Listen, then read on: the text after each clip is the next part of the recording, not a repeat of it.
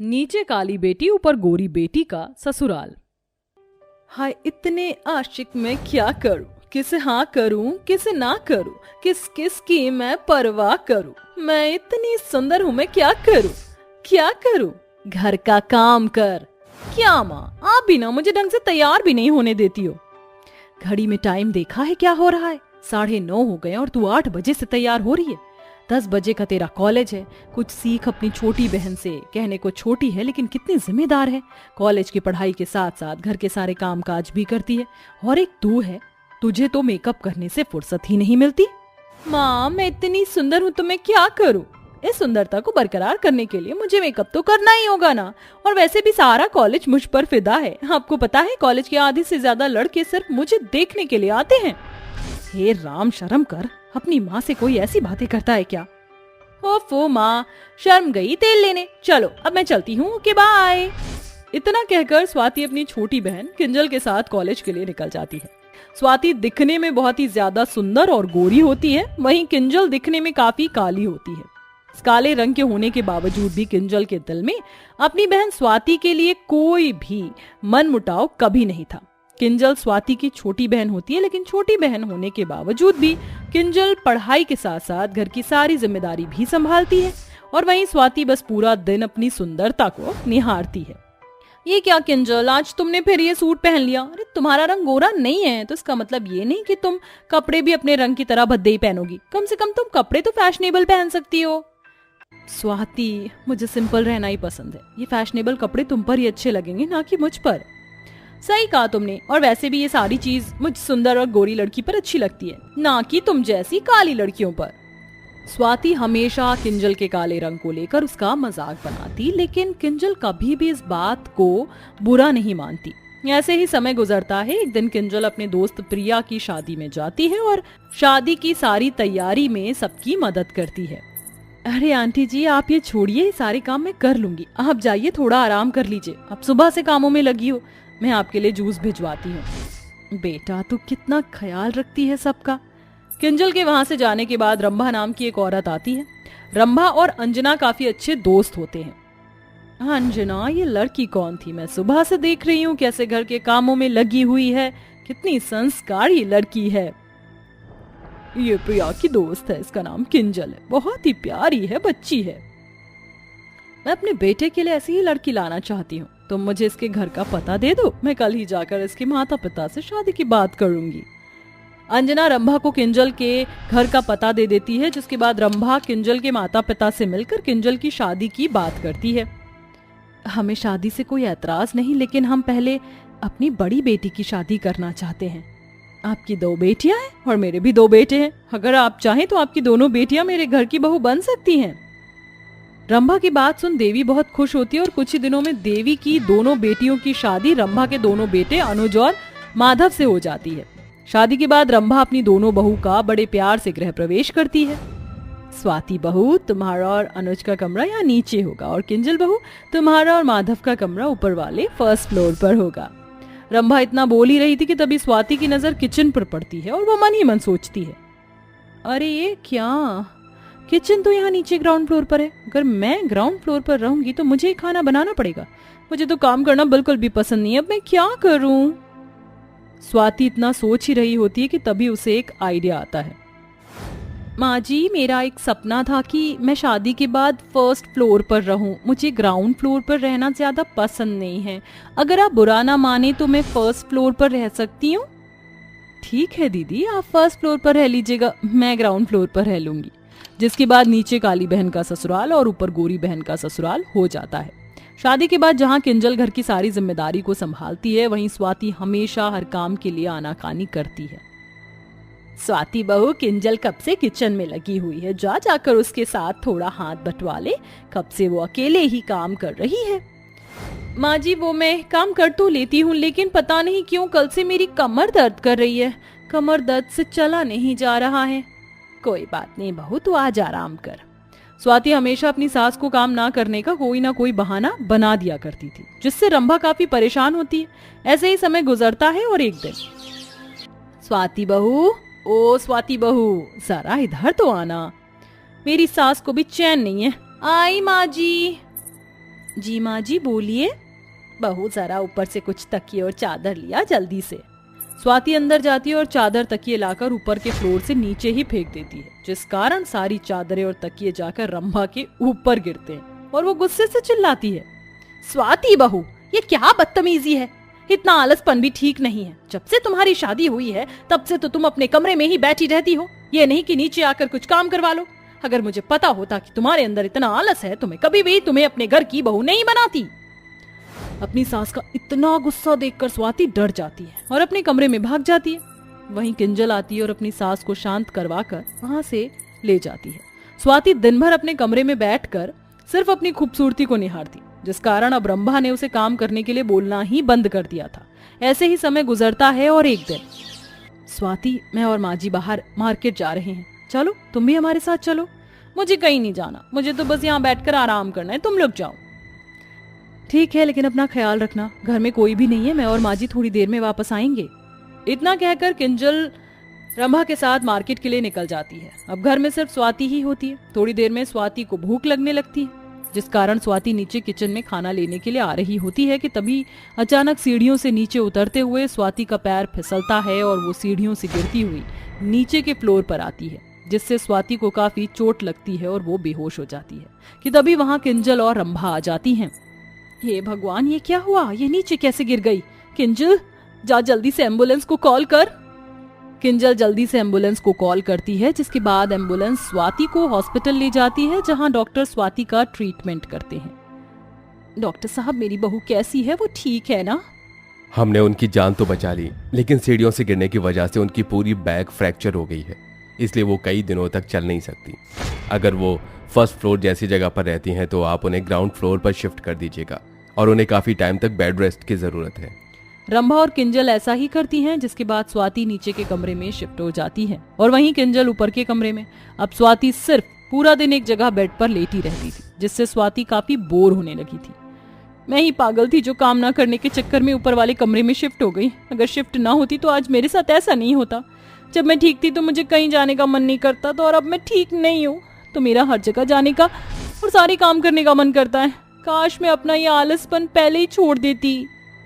स्वाति को अब एक अच्छा सबक मिल चुका था, जिसके बाद स्वाति सुधर जाती है और कुछ महीनों के आराम के बाद स्वाति अब बिल्कुल पहले की तरह ठीक हो जाती है और घर के सारे कामकाज भी करने लगती है और अपना आलसपन हमेशा हमेशा के लिए छोड़ देती है।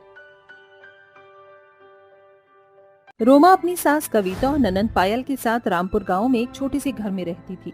रोमा के पति आलोक का 2 साल पहले एक बीमारी के कारण देहांत हो गया था, जिसके चलते अब घर की जिम्मेदारी रोमा पर आ जाती है और घर खर्च चलाने के लिए रोमा गांव के लोगों के कपड़े सिलती है और उससे जो भी पैसे मिलते हैं उससे अपना घर का गुजारा करती है। अरे पायल, तुम आज कॉलेज नहीं गई? तुम्हारे तो एग्जाम शुरू होने वाले हैं ना? हाँ भाभी, लेकिन कॉलेज जाने का क्या फायदा? अब मैं एग्जाम नहीं दे पाऊंगी। मैंने अभी तक अपने एग्जाम की फीस नहीं जमा कराई है। अगले महीने तक मैंने फीस नहीं जमा कराई तो मैं एग्जाम नहीं दे पाऊंगी। ऐसे तो तुम्हारा पूरा साल बर्बाद हो जाएगा। पायल, तुम फिक्र मत करो, मैं ज्यादा काम और मेहनत करूंगी जिससे मैं तुम्हारी कॉलेज की फीस जमा कर पाऊं। तुम बस अपनी क्लास जाओ और मन लगा कर पढ़ाई करो। इतना बोलकर रोमा जाकर अपनी सिलाई मशीन से कपड़े सिलने के लिए बैठ जाती है। अब रोमा दिन के 24 घंटे सिर्फ कपड़े सिला करती थी और जो भी उससे उसको पैसे मिलते थे वो उससे धीरे धीरे जमा करती रही। लेकिन महीने भर पैसे जमा करने के बाद भी रोमा के पास इतने पैसे नहीं जमा हो पाए थे जिससे वो पायल की एग्जाम फीस जमा करवा पाए। हे भगवान, ये तो बहुत कम पैसे हैं। इन पैसों में तो पायल कभी भी अपने एग्जाम नहीं दे पाएगी। अब मैं क्या करूं? पायल की एग्जाम फीस भरने के दिन नजदीक है। हे भगवान, अब क्या होगा? कुछ चमत्कार करो भगवान, अपने भक्तों पर दया करो। क्या हुआ बहू, तू रो क्यों रही है? सब ठीक तो है ना? माँ जी, महीने भर दिन रात मेहनत करने के बाद भी मैं पायल के एग्जाम फीस के पैसे नहीं जमा कर पाई। कुछ दिनों में फीस जमा करने की तारीख आने वाली है। अगर पायल की फीस नहीं जमा हुई तो वो एग्जाम नहीं दे पाएगी और उसका पूरा साल बर्बाद हो जाएगा। अब हम लोग क्या करेंगे? बहू, तू फिक्र मत कर, भगवान जो करेगा अच्छा ही करेगा। वो अपने भक्तों के साथ कभी भी नाइंसाफी नहीं कर सकता। मैं लाल टेकरी वाले मंदिर जा रही हूँ और वहां जाकर अपने घर की परेशानियों को दूर करने के लिए भगवान से प्रार्थना करूंगी। कहते हैं लाल टेकरी के मंदिर पर जो भी भक्त सच्चे दिल से भगवान से प्रार्थना करता है उसकी मनोकामना जरूर पूरी होती है। लेकिन माँ जी, लाल टेकरी का मंदिर तो पहाड़ के ऊपर बना है और आपके घुटनों में तो बहुत दर्द है। आप मंदिर में जाने के लिए चढ़ाई कैसे कर पाओगी? मैं एक काम करती हूँ, मैं लाल टेकरी के मंदिर चली जाती हूँ। लेकिन बहू, महीने भर से तुझे ढंग से नींद भी नसीब नहीं हुई है। अपनी हालत देख, कहीं तुझे रास्ते में चक्कर आ गए तो। माँ जी, आप फिक्र मत करिए, मुझे कुछ नहीं होगा। इतना कहकर रोमा लाल टेकरी के मंदिर जाती है और वहां जाकर भगवान से अपने परिवार की सुख शांति के लिए प्रार्थना करती है। भगवान के दर्शन के बाद जब रोमा घर लौट रही होती है तो रोमा को एक छोटी सी बच्ची दिखाई देती है जो एक पेड़ के नीचे बैठकर रो रही होती है। बेटा, तुम कौन हो और तुम रो क्यों रही हो? मेरा नाम परी है। मैं यहाँ खेल रही थी और खेलते खेलते गिर गई। देखो, मुझे यहाँ कितनी चोट लगी है। तुम्हें तो बहुत चोट लगी है। एक काम करो, मेरा घर पास में ही है, तो मेरे साथ चलो, मैं वहां जाकर तुम्हारी मरहम पट्टी कर दूंगी। रोमा उस बच्ची को अपने साथ अपने घर ले आती है और उसकी चोट पर मरहम पट्टी करती है, जिसके बाद रोमा उसे खाने के लिए रोटी और साथ में नमक देती है। आप नमक और रोटी खाते हो? बेटा, हम लोग बहुत गरीब हैं, हमारे पास इसके अलावा और कुछ भी नहीं है। ये नमक रोटी खाकर ही हम लोग अपना गुजारा करते हैं। अब आपको रोज नमक और रोटी खाने की कोई जरूरत नहीं है। अब मैं आ गई हूँ ना। मतलब? रोमा इतना बोल ही रही होती है कि तभी वो 6 साल की बच्ची अचानक एक सुंदर परी के रूप में बदल जाती है, जिसे देखकर रोमा काफी हैरान होती है। तुम तो एक परी हो? हाँ, मैं परी हूँ और मेरा नाम लिली है। मैं अक्सर तुम्हें देखा करती थी कि तुम कैसे लोगों के कपड़े सिलकर अपना और अपने परिवार का गुजारा करती हो। इतनी परेशानियों के बाद भी तुम्हारा कभी भगवान से विश्वास नहीं उठा, इसीलिए मैं तुमसे प्रसन्न होकर तुम्हारे पास आई और तुमने मेरी मदद की। मैं तुम्हें वरदान देती हूँ कि जिस सिलाई मशीन से तुम कपड़े सिलकर अपने घर का गुजारा करती हो, वो सिलाई मशीन आज के बाद एक जादुई सिलाई मशीन बन जाएगी। तुम उस जादुई सिलाई मशीन के सामने कोई भी कपड़ा काट कर रख दोगी तो वो खुद ब खुद उसे सिल देगी और इस जादुई मशीन से सिले हुए कपड़े सबको बहुत पसंद आएंगे। इतना कहकर लिली परी अपनी जादुई छड़ी से रोमा की सिलाई मशीन पर जादू करती है, जिसके बाद लिली परी वहां से चली जाती है और रोमा लिली परी के जाने के बाद एक कपड़े का टुकड़ा लाकर उस जादुई सिलाई मशीन के पास रख देती है और देखते ही देखते वो जादुई सिलाई मशीन उस कपड़े को सिलकर एक सूट बना देती है। ये जादुई सिलाई मशीन ने तो सच में इस कपड़े को सिल दिया है। भगवान, तेरा लाख लाख शुक्र है। अब मैं अपने घर की सारी कठिनाइयों को हमेशा हमेशा के लिए खत्म कर दूंगी। इतना कहकर रोमा उस सिलाई मशीन के सामने कई सारे कपड़े रखती है और देखते ही देखते वो जादुई सिलाई मशीन उन सारे कपड़ों को सिल देती है। रोमा, तुमने सूट तो बहुत बढ़िया सिया है। मैंने इस डिजाइन का सूट आज तक नहीं देखा था। आज के बाद मेरे सारे सूट तुम ही सिलोगी। जी, क्यों नहीं। अब धीरे धीरे पूरे गांव में रोमा के हाथ के सिले हुए कपड़े सबको पसंद आते हैं, जिसके बाद अब गांव के हर कोई व्यक्ति रोमा के पास ही कपड़े सिलवाने के लिए आया करते हैं। रोमा, तुमने ब्लाउज तो बहुत ही सुंदर सिया है। इसका बैग तो काफी अच्छा लग रहा है। अब तो पूरी शादी में मेरा ही ब्लाउज सबसे अच्छा होगा। मैं तो कह रही हूँ, तुम अपनी छोटी सी दुकान खोलो और अपने हाथ के बने हुए कपड़े बेचना शुरू कर दो। फिर देखना, गांव में लोग बाजार में जाने के बजाय तुम्हारे यहाँ से कपड़े खरीदेंगे। सविता का आइडिया रोमा को बहुत ज्यादा पसंद आता है, जिसके बाद रोमा कतरन इकट्ठा करती है और रात में जादुई सिलाई मशीन के सामने रख देती है और देखते ही देखते कुछ ही देर में वो जादुई सिलाई मशीन सारे कपड़े सी देती है।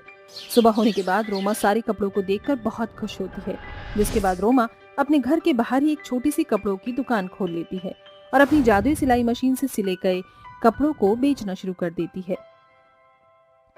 अरे वाह, तुमने तो बहुत प्यारे प्यारे और सुंदर सुंदर कपड़े सिए हैं।